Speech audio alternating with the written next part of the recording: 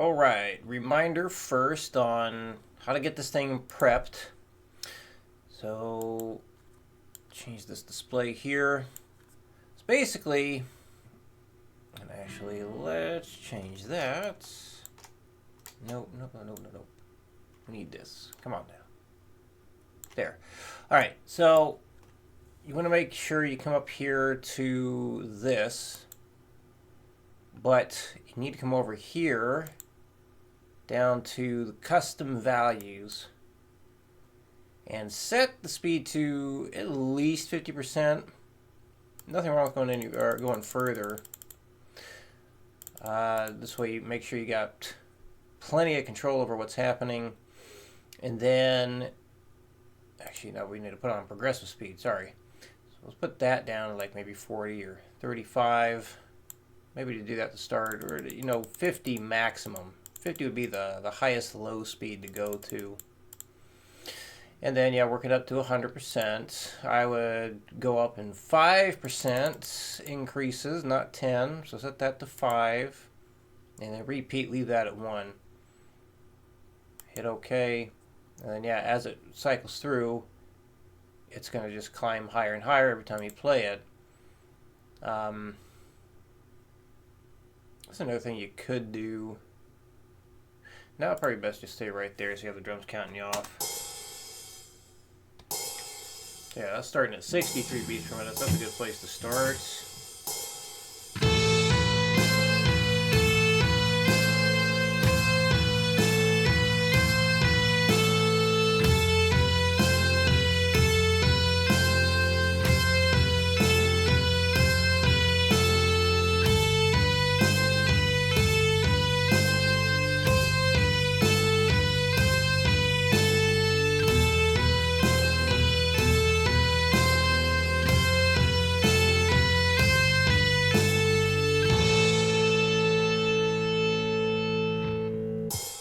Yeah, then it goes up to 72, so that's not too bad of a jump.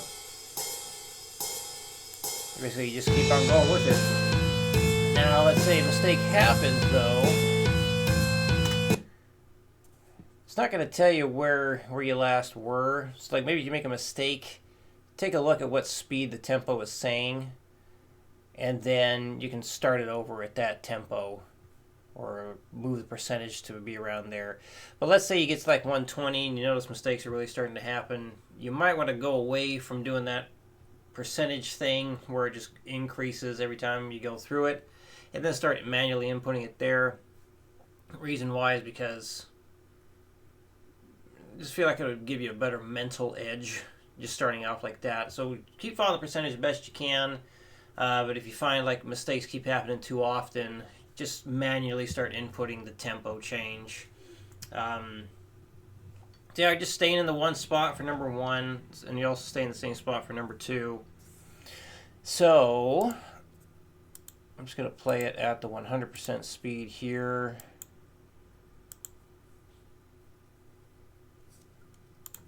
So this is what we're going to ultimately end up at.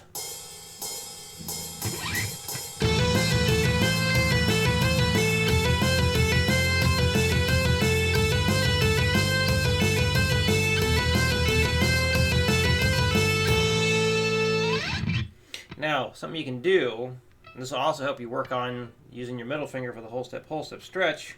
There's a harmony you can play on top of it. So just add some variation, but get this down first before you do this harmony thing. Basically, you're going to go up to 8, 10, and 12, and do it here. So it can sound pretty interesting.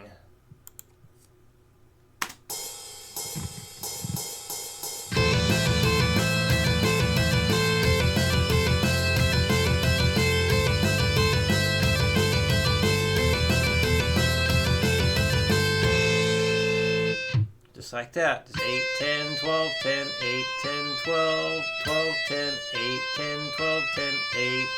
So Iron Maiden uses these harmonies all the time. Metallica uses it all the time.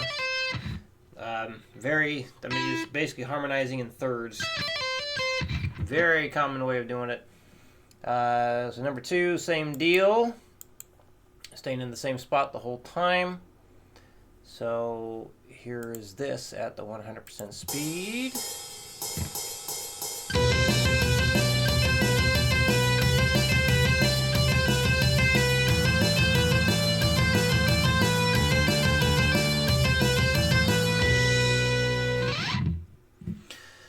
Let's see, the chords I'm using. I wonder if that would sound okay. There's a couple ideas for harmony here. But I think to really work on the whole step stuff, if you want to harmonize this one, I'm going to recommend, before I listen to it, go 3, 5, and 7. You can see my hand needs to do this. But your hand needs to do this, so definitely work on that. I'm going to try my best to mimic that. Let's see if this harmony actually does work. It should.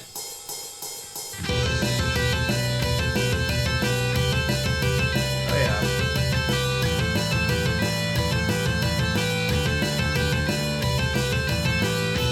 Whoop, wrong final notes.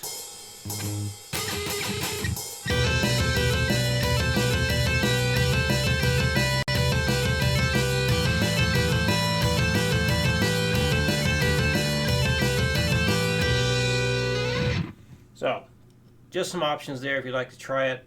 Get down what's here first before doing the harmony thing. Yeah, doing the harmony, again, doing the whole step stuff, working on the middle finger for that stretch, be a good idea. But only if you get these things down first. I keep saying that because I want you to remember we want to get those down first. And number 3, that's really going to be working the stretch stuff for you. So take your time with it. No rush, no need to do it to any tempo. Just make sure every chord you play sounds really good.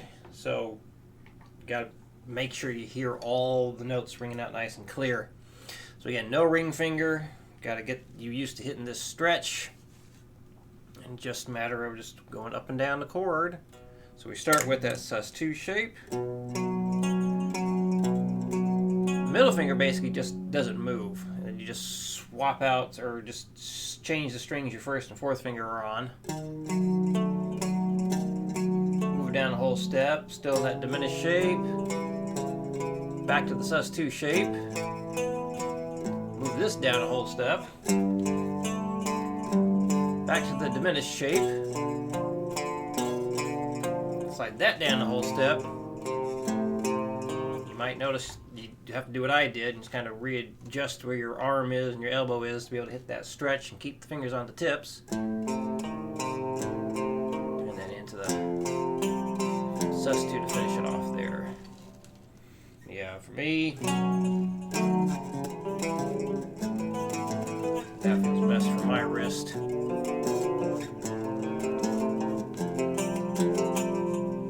But we got to change it for you. The other thing I wanted to talk about was regarding the scale stuff. So let's do this. Especially since you said, I think you said, the 3 note per string stuff is easier for you to remember. Let's focus on what's not easiest to remember. So we're going to focus on hitting the A minor scale or A minor pentatonic.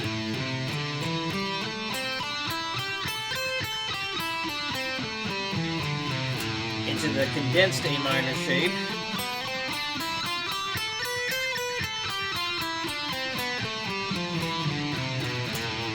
C major pentatonic.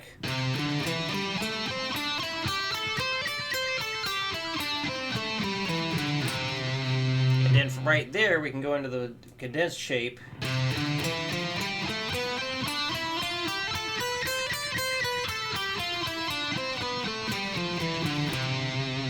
Then the 3rd minor pentatonic scale shape.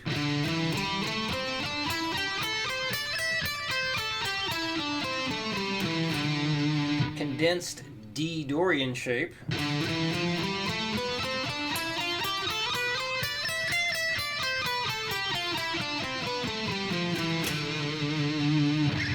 Fourth minor pentatonic scale shape.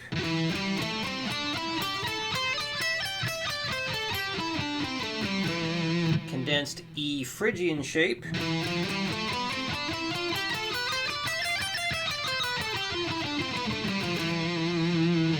then open position.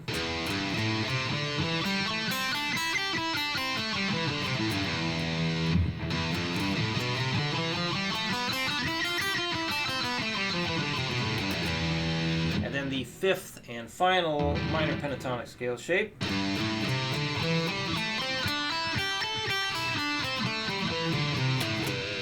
And then the G Mixolydian condensed scale shape.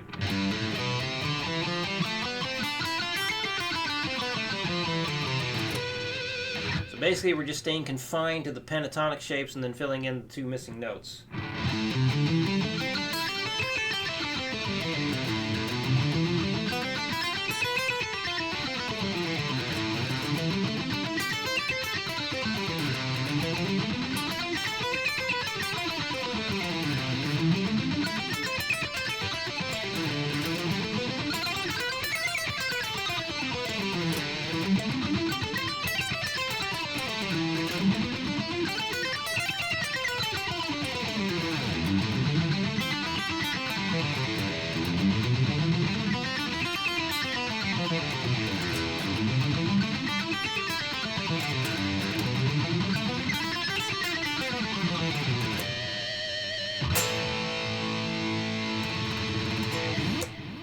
And there we go. All right, any questions come up, let me know.